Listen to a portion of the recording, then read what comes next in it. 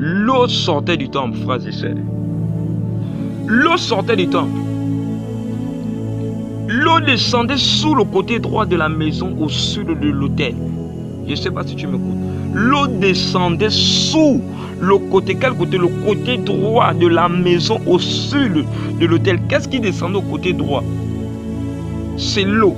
L'eau descendait le côté droit de la maison au sud de l'autel.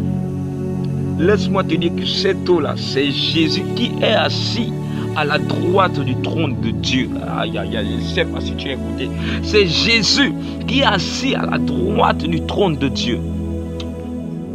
Non. C'est Jésus. C'est Jésus qui est assis à la droite du trône de Dieu. L'eau signifie quoi?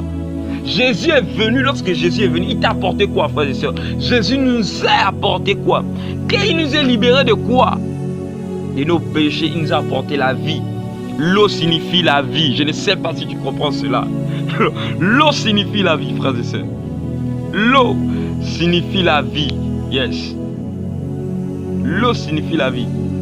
Ézéchiel a été amené à traverser l'eau et a en mesuré la profondeur.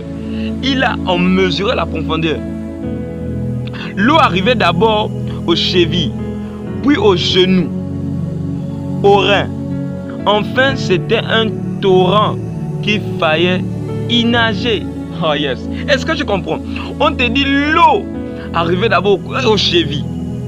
L'eau arrivait ensuite aux genoux. Donc ça ne fait que monter. Et ensuite aux reins. Ça ne fait que monter. Enfin, la Bible dit, enfin c'était un torrent qu'il fallait y nager. Donc tu ne pouvais plus. Donc tu dis, en fait tu planais maintenant.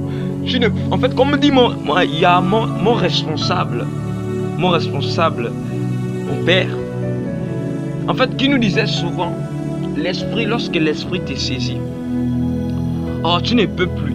En fait, ça ne fait que monter. Donc ça commence à aller aux chevilles, ça monte aux genoux, ça monte aux reins. Là, tu sais que tu peux, lorsque c'est déjà aux reins, tu peux encore faire un mouvement. Mais lorsque ça arrive, ça a déjà dépassé ta taille. Tu ne peux plus faire de mouvements. Tu ne peux plus ganganer. Donc là, maintenant, tu peux planer. Maintenant, tu es en train de planer. Donc là, il faut nager. C'est ce que la Bible nous dit. L'eau signifie la vie, l'esprit, la vie, l'esprit. L'Esprit Saint, frères et sœurs. L'Esprit Saint. L'eau égale la vie. La vie égale la parole de Dieu. La parole égale Dieu. La parole est avec qui? La parole est avec Dieu. Lorsque tu es là, ma chérie, ça te prend, mon frère. Tu ne peux plus ganganer. L'eau, lorsque l'eau t'a déjà envahi, il faut nager. Il faut nager. Parce que quoi? La portion de l'esprit, c'est déjà trop monté. C'est déjà trop monté. Et là, tu te sens libre. Il y a d'autres qui sont habitués d'aller dans ce domaine. En fait, lorsqu'ils sont là-bas, en fait, tu planes. Lorsque tu es là-bas, tu planes. C'est merveilleux. Frères et sœurs, expérimentez trop cela. C'est pourquoi cherchons le Saint-Esprit. Je ne vais pas dire chercher, mais cherchons le Saint-Esprit. Cherchons le Saint-Esprit, frères et sœurs. L'eau là.